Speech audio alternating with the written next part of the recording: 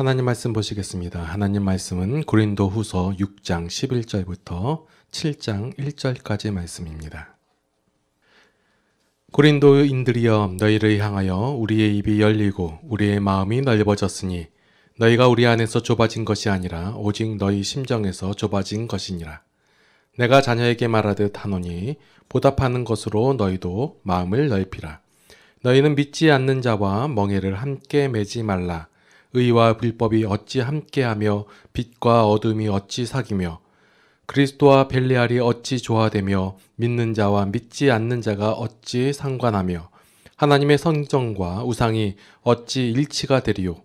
우리는 살아계신 하나님의 성전이라. 이와 같이 하나님께서 이르시되 내가 그들 가운데 거하며 두루 행하여 나는 그들의 하나님이 되고 그들은 나의 백성이 되리라.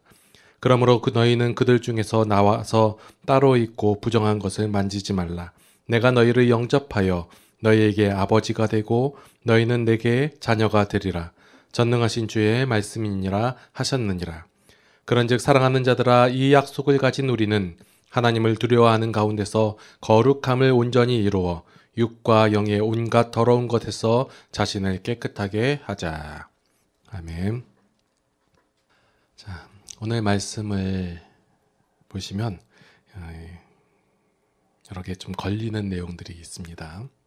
이 걸리는 내용들 때문에 많은 기독교인들이 힘들어하고 어려웠고 괴로워하는 경우가 있습니다. 자, 오늘 본문에서 보니까 사도 바울이 고린도 교회 성도들을 향하여 너희의 마음이, 다른 번역서에서는 옹졸하다라고 되어 있어요.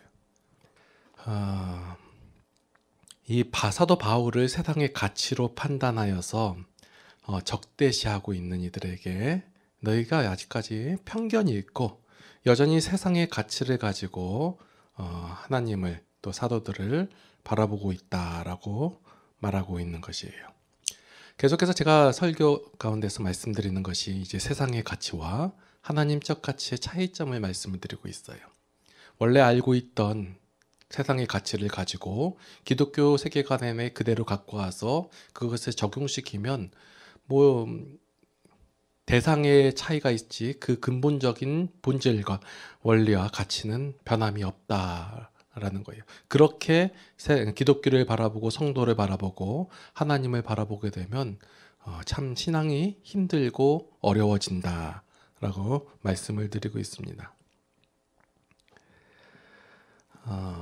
기독교가 가지고 있는 이 신앙이 어떠한 것인지를 알려면 기존에 알고 있던 가치나 논리로 이해될 수 없다는 사실을 먼저 인정을 하고 이제 완전히 새롭게 된 새로운 세계관, 새로운 가치관, 새로운 소망을 갖기를 바라는 마음으로 사도 바울이 마음을 넓히라라고 고린도 교회 성도들에게 권면하고 있는 것입니다.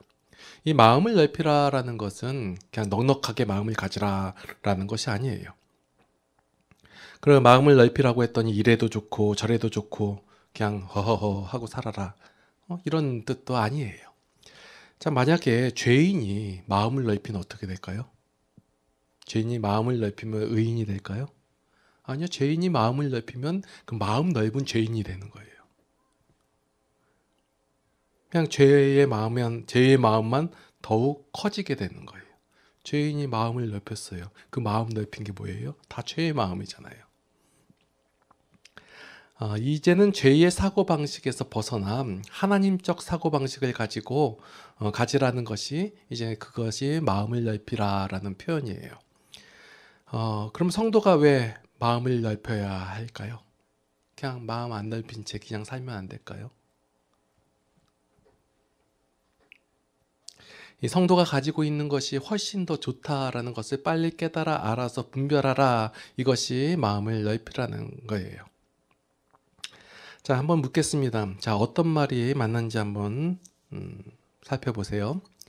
자, 하나님께서 우리에게 성도에게 은혜를 주시려고 해요. 자, 그런데 성도가 은혜 받을 만한 준비 자세가 안 돼 있어요. 그래서 하나님께서는 예를 들어서 장마철에 소낙비처럼 막 은혜를 퍼주시는데 우리가 항아리를 이렇게 뒤집어 놨기 때문에 그 은혜가 우리한테 못 들어온다 라는 얘기 많이 들어보셨죠? 이거 보고 너희는 자세가 안 돼 있다, 자세를 갖춰라 라고 얘기하기도 합니다. 자, 이런 거. 아니면 하나님께서 은혜를 무한히 풍성하게 주시는데 우리의 마음밭이 그 간장종지만 해가지고 은혜를 많이 주셔도 담을 수 있는 게 요거밖에 안 된다. 자, 이런 말 들어본 적 있으시죠?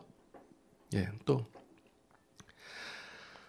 하나님께서 은혜를 주시려고 이렇게 준비하고 계시는데 우리가 뜨겁게 사모하고 그것을 바라고 그것을 원하지 않기 때문에 하나님께서 그 사모함이 없기 때문에 은혜를 못 받는 것이다 라는 얘기 들어보신 적이 있으실 거예요. 자, 어떤 말이 맞습니까? 다 맞는 말 같아 보이죠? 근데 다 옳지 않습니다. 아니, 목사님 그게 무슨 말이에요? 당연히 하나님께서는 자비롭고 무한하시고 은혜가 풍성하시고 그러니까 하나님께서는 우리에게 은혜를 주시는데 내가 자세가 안 돼 있어도 못 받는 것이고 내가 마음이 그 간장종지만 해가지고 은혜를 조금밖에 못 받는 것이고 내가 그 은혜에 대한 사모함이 없기 때문에 못 받는 거 아닙니까? 라고 말할 수 있어요.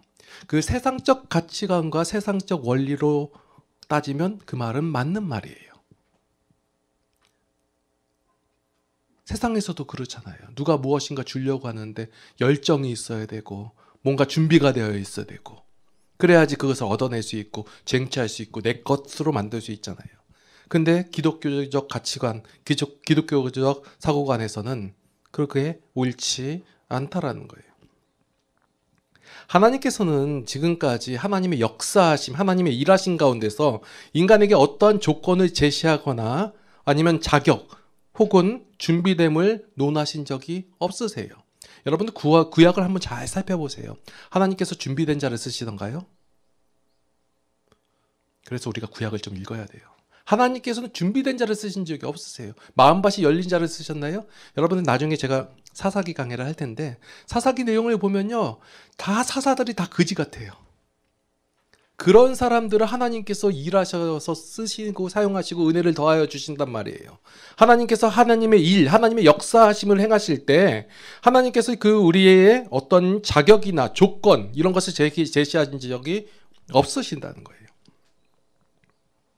그래서 하나님에게 은혜를 받은 자들, 하나님께로부터 능력을 받은 자들, 하나님의 일을 하는 자들에게는 어떤 차별이나 차등이나 교만이 있을 수 없다라는 거예요. 왜냐하면 그들이 준비하지도 않았고 열정을 가지지도 않고 그런 어떤 그 은혜를 받기 위해 마음밭을 넓히거나 그런 자세를 가진 적도 없고 그런 사모함, 뜨거운 사모함도 없었음에도 불구하고 하나님께서는 은혜를 주시고 하나님께서는 그 일을 이루셨단 말이에요.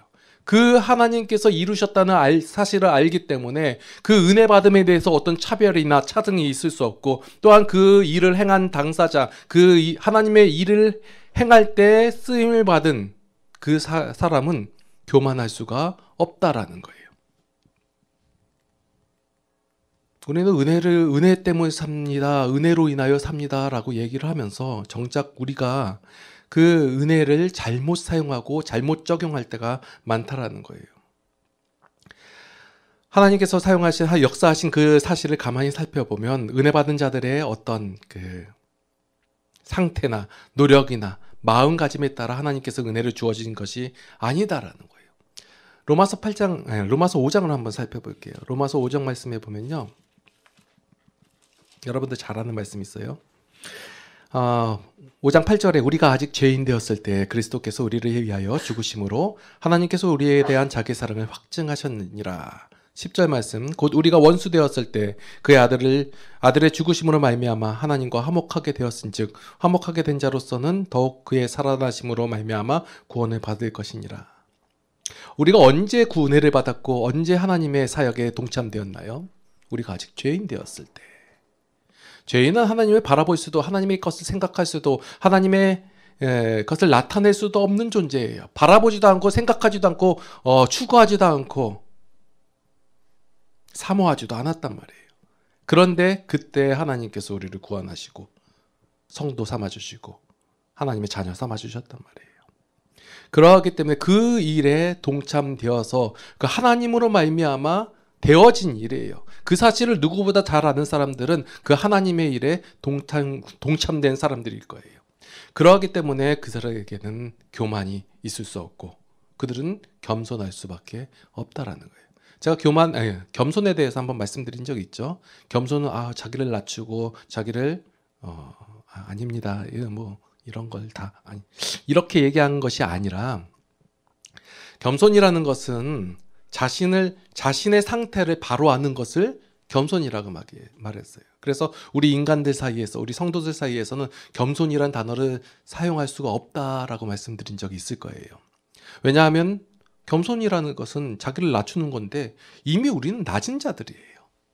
그 일을 이루거나 그것을 행한 것은 다 우리의 힘으로 한 것이 아니라 하나님의 힘으로 했다는 사실을, 그 사실을 아는 거가 바로 겸손인 거예요. 그래서 이 하나님의 은혜라는 것을 아는 자들이 그 아는 자가 행하는 삶을 감격해하고 놀라워하는 것이 바로 오늘 사도 바울이 말한 마음을 넓히라라는 말씀이에요.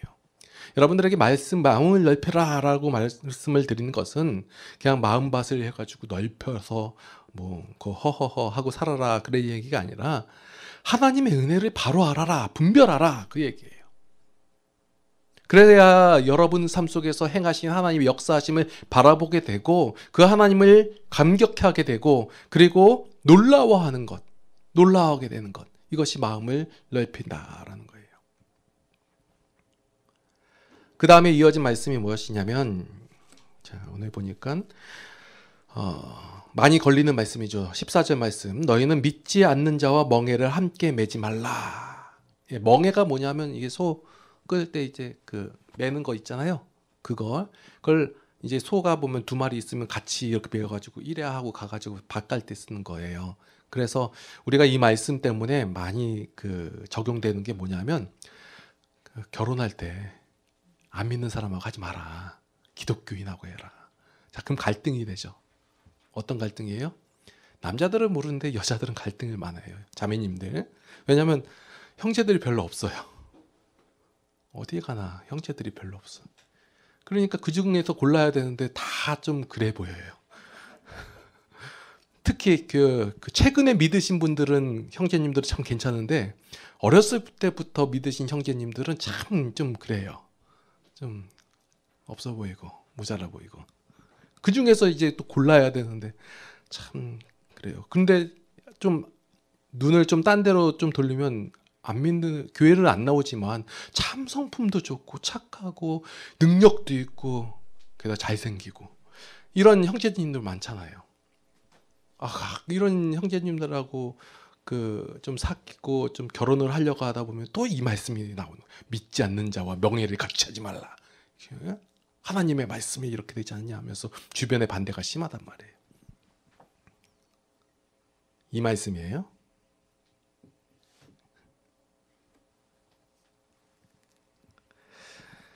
자, 이런 교회에서 많이 행하는 게 뭐냐면 이제 믿지 않는 자들과 멍에를 같이 매지 말라 해가지고 될 수 있으면 교회 많이 와가지고 활동을 많이 하게 하고 안 믿는 사람하고 만나지 말게 하고 이런 경우가 많이 있어요.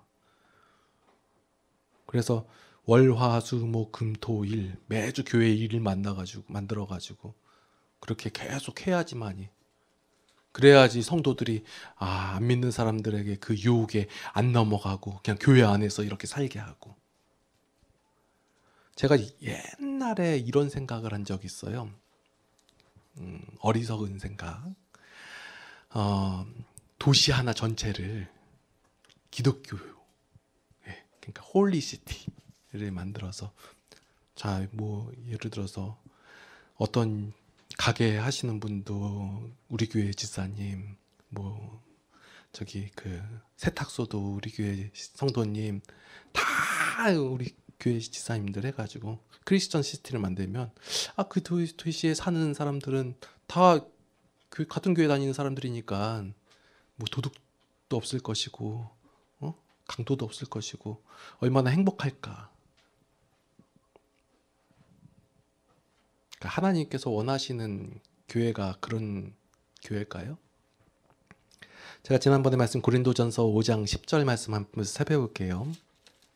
고린도전서에도 분명 그 사도 바울이 얘기한 게 뭐냐면 9절 말씀부터 볼게요. 내가 너희에게 쓴 편지에 음행하는 자들을 사귀지 말라 하였거니와 이 말은 이 세상에 음행하는 자들이나 탐하는 자들이나 속여 빼앗는 자들이나 우상 숭배하는 자들을 도무지 사귀지 말라 하는 것이 아니니 만일 그리하려면 너희가 세상 밖으로 나가야 할 것이니라.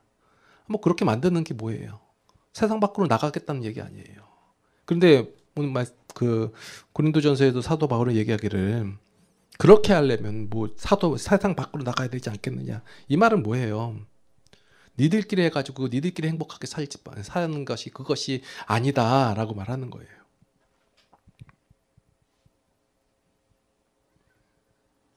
자, 멍에를 지지 말라라는 말은 뭐냐면, 자, 멍에는 같은 생각과 같은 마음으로 지는 거예요. 같은 가치관을 갖고 있는 거예요. 제가 왜 그 앞에서 말씀드린 왜 믿지 않는 사람하고 결혼하지 말라 그 얘기는 뭐냐면 가치관이 다르다예요. 원리가 다르고 본질이 다르다예요. 그렇기 때문에 원래 멍에를 같이 메고 이렇게 쭉 같이 가야 되는데 다른 가치관을 갖고 있으면 어떻게 돼요? 서로 반대 방향으로 가게 되고 그 어떤 다툼이 생기고 불협화음이 생기니까 그러니까 같이 지지 말라라는 거예요. 근데 참 아이러니한 상황이 뭐냐면 세상 사람들이나 지금 교회를 다니고 있는 사람들이나 가치관이 같다예요. 원리가 같고 본질이 같아버렸단 말이에요. 같아버렸어요. 왜냐하면 그 원하는 내용들 있잖아요. 부귀영화, 뭐 무병장수 이러한 내용들이 그냥 그 세상에서는 자신의 능력으로 아니면 운으로 아니면 어떤 그런 다른 신에게 이렇게 얘기하는 것이고 교회 안에서는 하나님으로 말미암아 이것을 얻겠다라는 똑같은 가치관을 들고 나왔기 때문에 멍에를 솔직히 얘기하면 같이 줘도 돼요. 그 가치관이라면.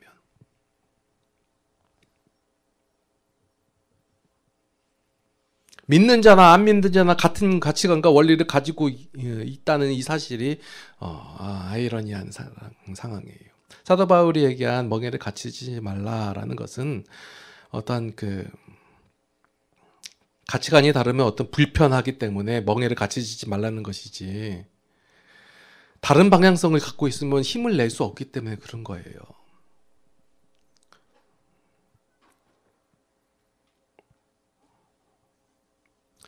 이 멍에라는 것은 조화를 이루는 것이에요. 같은 기준과 판단을 내려서 행하는 것이 멍에라는 거예요. 이 성도는 하나님의 기준과 방법과 가치를 가진 자들이에요. 그런데 어찌해서 세상 사람들과 똑같은 기준과 방법, 가치를 가지고 살고 있느냐라는 거예요. 내가 가진 것을 바르게 알고 바르게 판단하고 바르게 행하라는 말씀이 오늘 세상 멍에를 같이 지지 말라라는 거예요.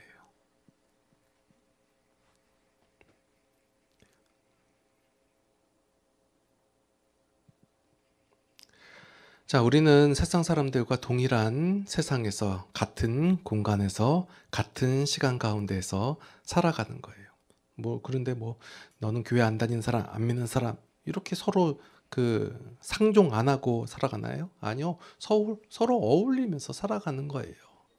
이렇게 서로 알아가면서 서로 공존하면서 살아가는 거예요. 여러분들 교회 안에서만 살아가나요? 아예 안 믿는 사람들 안 만나나요? 만나세요. 그리고 같이 즐겁게 보내시고 또 어떻게 같이 일도 하시고 여러분들 예를 들어서 내가 회사 사장인데 직원 뽑을 때 기독교인들만 뽑나요? 아니요. 그 일에 맞는 사람들 뽑아야죠. 목적이 뭔데요? 이익 창출인데. 같이 어울리면서 살고 그러세요. 그러면서 같은 원리와 기준과 가치로 살아가지 마시라는 거예요. 섞지 말라는 거예요.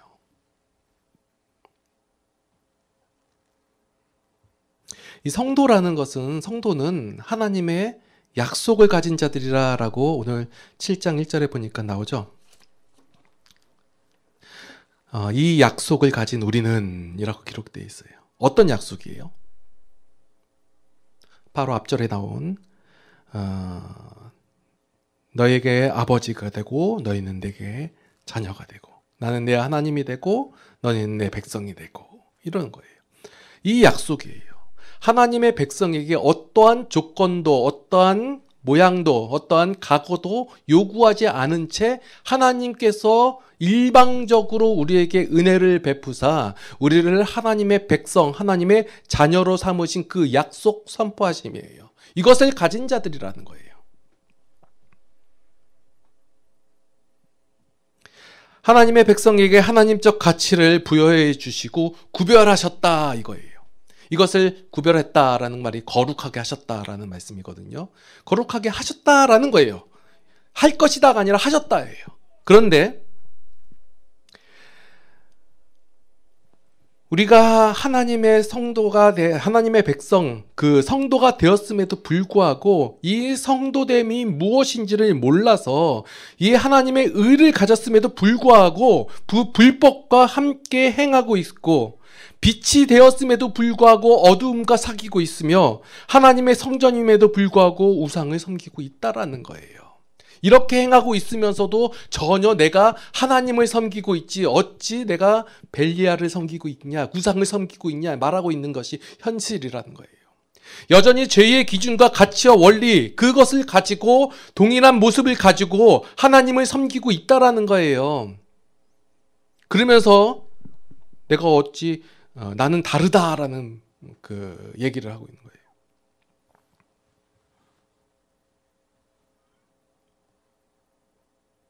이제 성도는 거룩함을 온전히 이루어 육과 영의 온갖 더러운 것에서부터 자신을 깨끗하게 해야 돼요.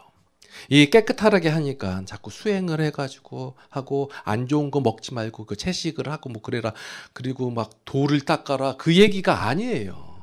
자꾸 우리가 생각하는 그러니까 같은 단어를 사용했다고 해서 그 말 우리가 이미 알고 있던 내용이다라고 생각하고 읽으시면 여러분들 그래서 계속해서 착각의 연속을 일으키는 거예요.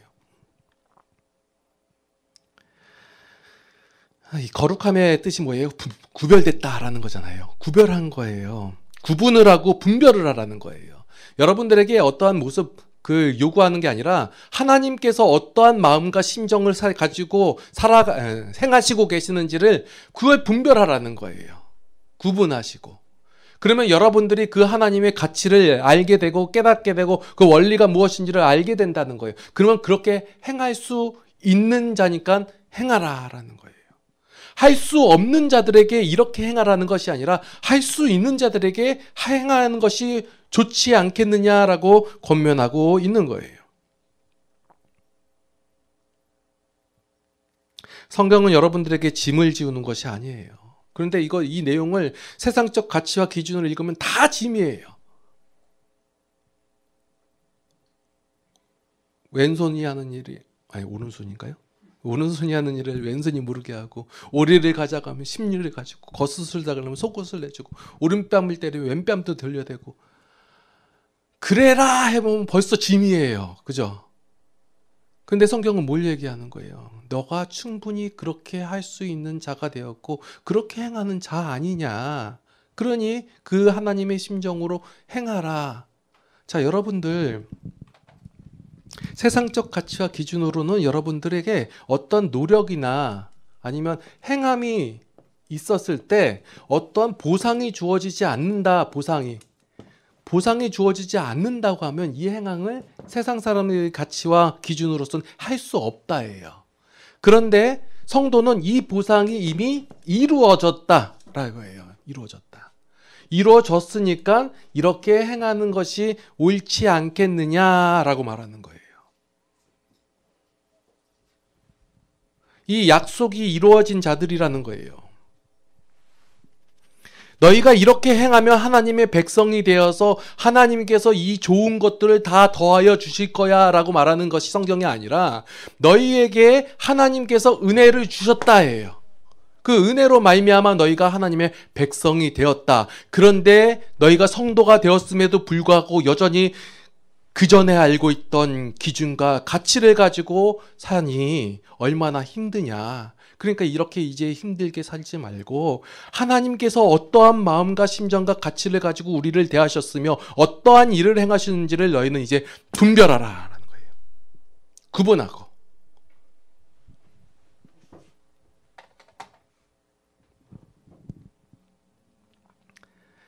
그래서 뭐예요? 7장 1절 말씀. 그러나 그런즉 사랑하는 자들아 이 약속을 가진 우리는 하나님을 두려워하는 가운데서 거룩함을 온전히 이루어 육과 영의 온갖 더러운 것에서 자신을 깨끗하게 하자. 이거예요. 할 수 없는 자들이 아니라 할 수 있는 자들이라는 거예요. 그렇게 행할 수 있는 자들. 이 약속이 이루어진 자로서 자신을 이제 깨끗이 하자. 이게 어떤 비우고 수행을 하는 게 아니라 구별되는 거예요.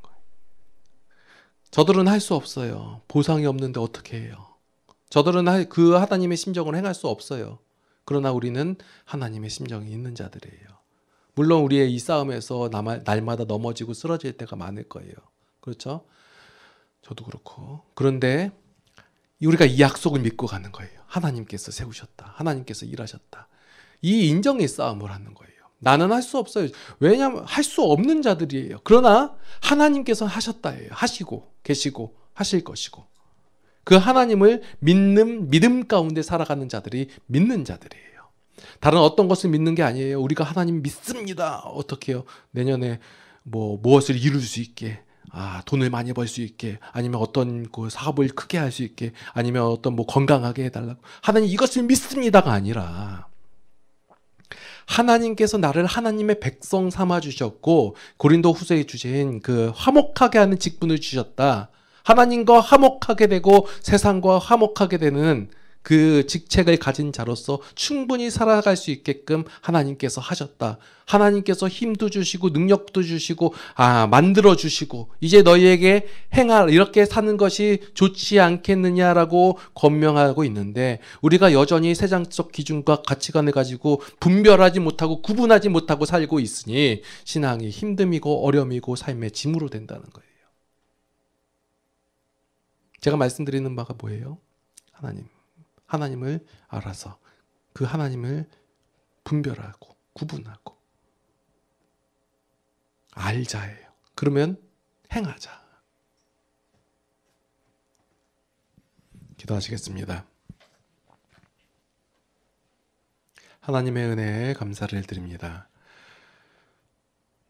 우리가 바라지도 않고 생각하지도 않고 추구하지도 않고 사모하지도 않았을 때 하나님의 일방적인 사랑하심으로 말미암아 우리에게 은혜를 더하여 주셨습니다. 그 사랑에 감사를 드립니다. 우리가 하나님의 백성이 되었고 성도가 되었지만 여전히 죄의 원리와 가치관을 가지고 삶을 살아갑니다. 이러한 저희들에게 하나님께서 하나님의 가치와 하나님의 원리를 주셨습니다. 이제 우리가 이것을 바라보게 하여 주시옵고 분별하게 하여 주시옵고 구분하게 하여 주시옵소서. 그래서 우리가 하나님께서 주신 힘으로 세상을 살아갈 때 승리하게 하여 주시옵소서. 이 죄와의 싸움에서 승리하는 그 기쁨을 날마다 누릴 수 있도록 인도하여 주시옵소서. 이제는 우리 주 예수 그리스도의 무한하신 은혜와 하나님 아버지의 극진하신 사랑하심과 성령님의 감화, 감동, 교통, 인도, 보호, 역사하심이 이제 하나님을 알아 그 하나님을 아는 힘으로 세상을 살아가기를 원하는 모든 성도들 머리 위에 이제로부터 영원토록 함께 하시옵기를 간절히 축원하옵나이다. 아멘.